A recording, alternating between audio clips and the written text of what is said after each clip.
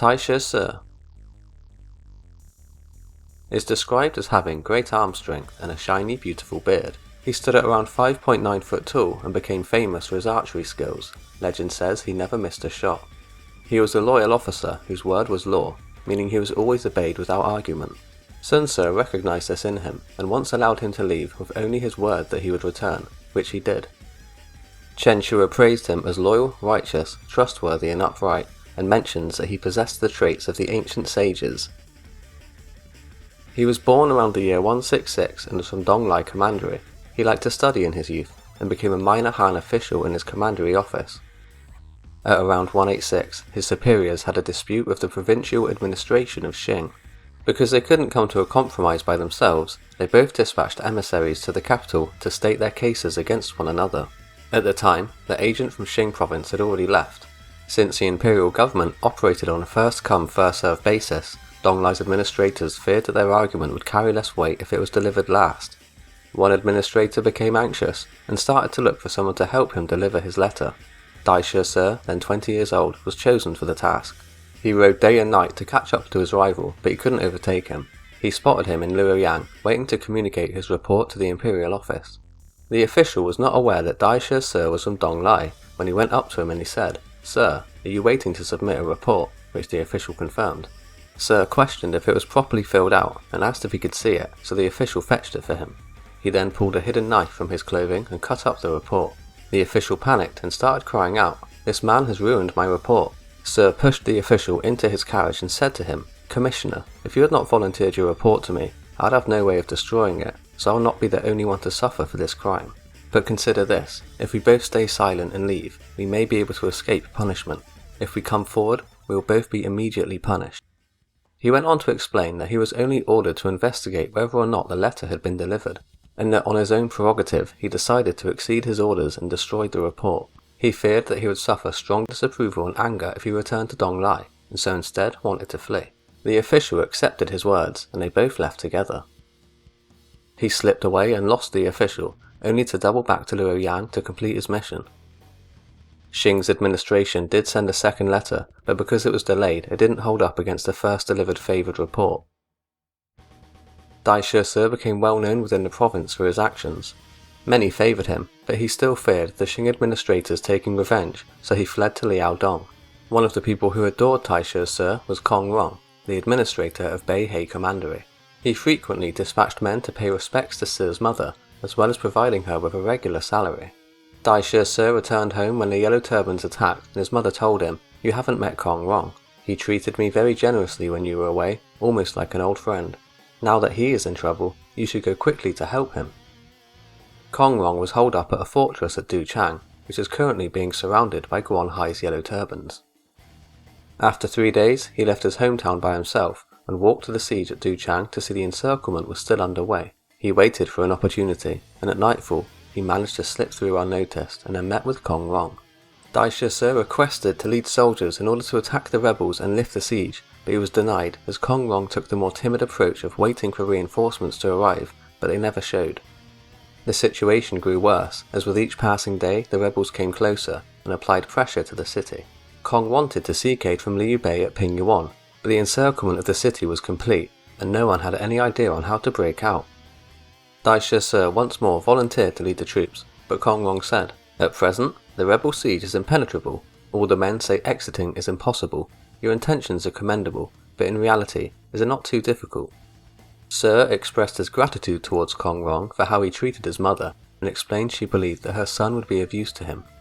"At present, the men do say exiting is impossible, and if I said that too, I wouldn't be taking into consideration your kindness for my old mother's feelings.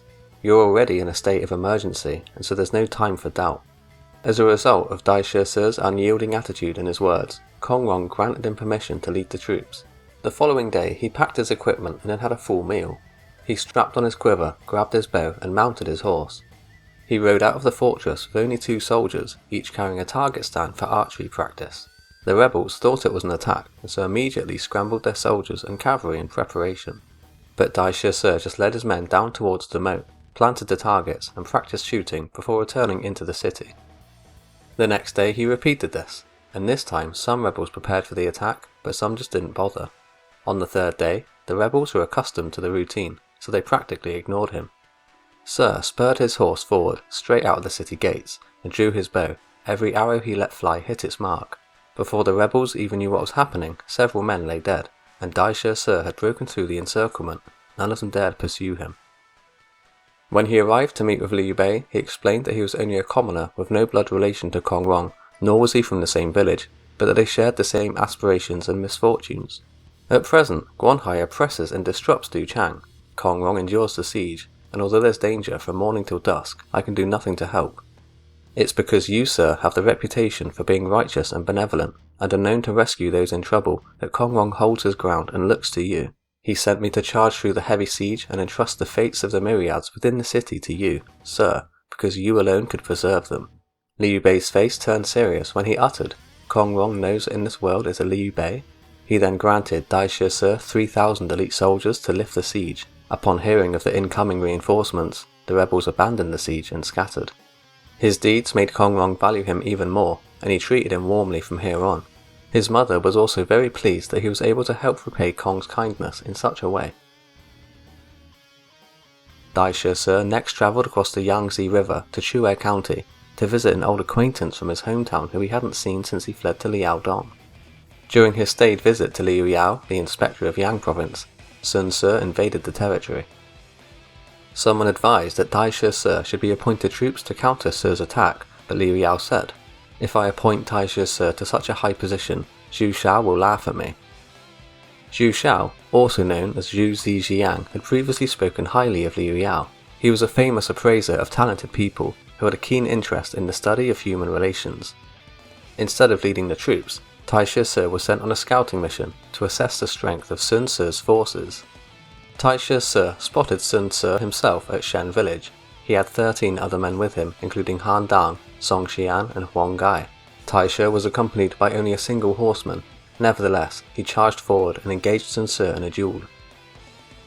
Sun Ce thrust a spear into Taishi's horse and was able to grab the polearm equipped to his back. Crespigny says soldiers of that time often wore small daggers or throwing knives in a sheath at the back of their neck. As such, it's stated that Sun Ce snatched a hand dagger kept on his nape. Taishi Ci, on the other hand, was able to grab his opponent's helmet, but subordinates from both sides soon showed, and the fight was broken up. Liu Yao's lands were soon conquered by Sun Ce, so Taishi Ci went to flee with him to Yuzhang Commandery. He changed his mind, however, by fleeing to the hills in Wuhu County and proclaiming himself as Danyang's new administrator. He travelled east to establish a base in Jing County by setting up a garrison of troops and an official residence. He managed to recruit Shan-Yue peoples to fight against Sun Ce in great numbers, but they were defeated in battle, whereafter Taishi was captured. Sun Ce knew long of his reputation. He removed his chains, then asked, "Do you still remember our fight at Shen village? What would you do if you had captured me?" Taishi answered, "I cannot be certain about this." Sun Ce merely laughed and then said, "From this moment onwards, I'll manage the present-day affairs of the state together with you." He was aware of Taishi Ci's deeds when he helped his commandery administrator destroy the letter, saved Kong Rong from danger, and persuaded Liu Bei to provide reinforcements. He called these acts of heroism and said Taishi Ci is one of the most intelligent people, but he hadn't found someone who appreciates his talents. "I'm someone who appreciates you. You don't need to worry that you will feel unhappy if you join me. If a dragon wishes to soar in the sky, it has to take off from a piece of wood." The Wu Li, the calendar or progress of Wu, provides an alternate account of how Taishi came to serve Sun Ce. Pei Songzhi noted this account deviated significantly from what was recorded in Taishi's biography, and suspected there could be a mistake. It mentions that Taishi Ci was captured after the fight at Shen, but because Sun Ce had heard of his exploits, he released him from his bonds and asked for his advice on the future campaigns. "I'm an officer of a defeated army. I'm not qualified to speak on such matters." Ci complimented him as a man of righteousness and pressed for his opinion. "The troops have recently been defeated, so their hearts lean towards departing. If they separate and become scattered, it will be difficult to bring them back together again. I'm afraid that this is not what you wish to see or hear." Sun Ce knelt down. "Actually, that's exactly in line with my own thoughts. At noon tomorrow, I look forward to seeing your return, sir." Many officers thought it was foolish to let him leave, but Ci said, "Taishi Ci is a famous warrior from Xing province. His trustworthiness and righteousness serve as an example. He will not deceive me." The next day a banquet was held, and Sir planted a post in the ground to act as a sundial. At noon, when he returned, Sun said, "Today I will share all my affairs and responsibilities with you." He often consulted Taishi Ci on military affairs later on. Taishi was promoted to a general of the household and sent to recruit the thousands of former followers of the late Liu Yao. The 10,000 soldiers were scattered around the area, so he was sent to persuade them to surrender by Sun Ce. Governor Liu had resented me because I attacked Liu Jiang on behalf of the Yuan clan. My late father left several thousand men, all of them under the service of Yuan Shu. My aspiration was to establish a territory of my own, but I couldn't demand those troops in order to accomplish this without submitting to Yuan Shu first. Yet he only gave me little more than 1,000 and sent me alone to attack Liu Jiang. But with my situation as it was, how could I refuse? Afterwards, however, he didn't follow the proper conduct of an imperial subject. He forgot his place and sought to usurp the imperial title for himself. I tried to admonish him, but he wouldn't listen. In order to achieve greatness, a man must attach himself to a great cause. I did not find this, so I left. I formed an alliance, tried to admonish Yuan Shu, and then severed ties with him. That's my story from start to finish. Now that Liu Yao has perished, I find myself regretting that I never had the opportunity to discuss these matters with him whilst he was alive. At present, his sons reside in Yuzhang, and I don't know how Hou Han is treating them, or whether Yao's former retainers comply with him. You are from the same province as him, and in the past, served under him. Would you go and see his sons, and at the same time express my feelings to his retainers? And if they should volunteer to come, bring them, but if not, make them feel at peace. Investigate how Hou Han governs and defends the region. Inspect the populace of Luling and Poyang and determine whether they are confident in him or not. Taishi Ci expressed his gratitude for the treatment he received from Sun Ce, which he said exceeded his expectations considering his unpardonable crimes. At present, troops on both sides are at rest, so I shouldn't require many soldiers. Several dozen men should suffice. Other generals again doubted Taishi Ci would ever return, because he had only recently signed up and they thought he was not dependable. Some thought he would join up with Hou Han as they are from the same province. Others suspected that he'd travel westward to join Huangzu. The general consensus was that the plan had not been well thought out. Sir said to them, "Gentlemen, everything you've said is wrong. I alone have judged him thoroughly. Although Taishi Ci has a valiant spirit and ardent courage, he is not a turncoat. He follows the warrior's code, his ideals are steadfast, and his principles are righteous. His words are not said in vain, and once he's made a promise, especially to a close friend, not even death would sway him. And if Taishi Ci abandons me, whom could he then serve? Gentlemen, do not continue to fret." Sun Ce personally saw him off, and held a farewell banquet at Chang Gate. He took Taishi by the arm and asked when they could expect his return. Sure enough, within the decided 60 days he returned from Yuzhang Commandery, and all of Sun Ce's advisors began to submit to him. Upon his return, he reported that Han Xin is a great man of virtue, but has no grand plans, and he only wants to preserve things. Dan Yang had been taken by a pretender, who claimed he had been officially appointed as the administrator. As for Poyang, various leaders had established separate clan groups. They placed soldiers to obstruct the borders, and refused to accept any chiefs or officials appointed by Hou Han. They claimed to have created a separate commandery, and will only accept a genuine administrator appointed by the Han court. Not only is Hou Han at odds with Luling and Poyang, but he also does nothing about the 5,000 or 6,000 families who have gathered into clan groups along the Shangliao cliffs. They supply the cloth tax to the commandery, but refuse to send a single man when summoned. Sun Ce clapped his hands and let out a great laugh, then plotted to annex Yuzhang. The valiant and brave nephew of Liu Biao's, Liu Pan, repeatedly raided the Wu territories around Ai County. To counter this, Sun Ce created the new commandery of Jiancheng out of 8 separate counties, then made Taishi Ci its commandant. He led the troops and commanded the officers from his new lands to drive back Liu Pan, who stopped his raids after that and never invaded again. One notable incident regarding Taishi Ci's great archery skills was when he followed Sun Ce to punish traitors at Mo and Bao. This could be a mistake, as it's not mentioned in Sun Ce's biography, but in Sun Yu's it does mention that camps at Mo and Bao were attacked.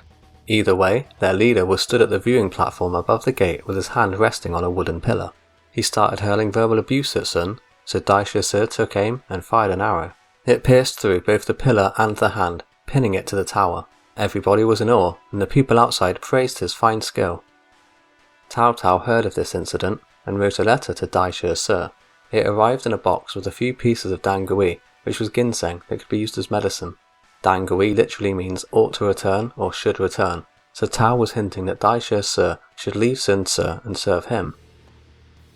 When Sun Quan took over from his brother in the year 200, Taishi Ci was left in charge of security around Hou Han County as it kept Liu Pan at bay. He died 6 years later at the age of 40, and Sun Quan deeply mourned his death. Taishi Ci let out a sigh on his deathbed. A man living in this world should aspire to carry a 7-foot-long sword to elevate the Emperor's position. Now I have yet to realise my ambition. How unfortunate that I'm going to die soon. If you enjoyed this video, don't forget to hit that like and subscribe button, and I'll see you next time.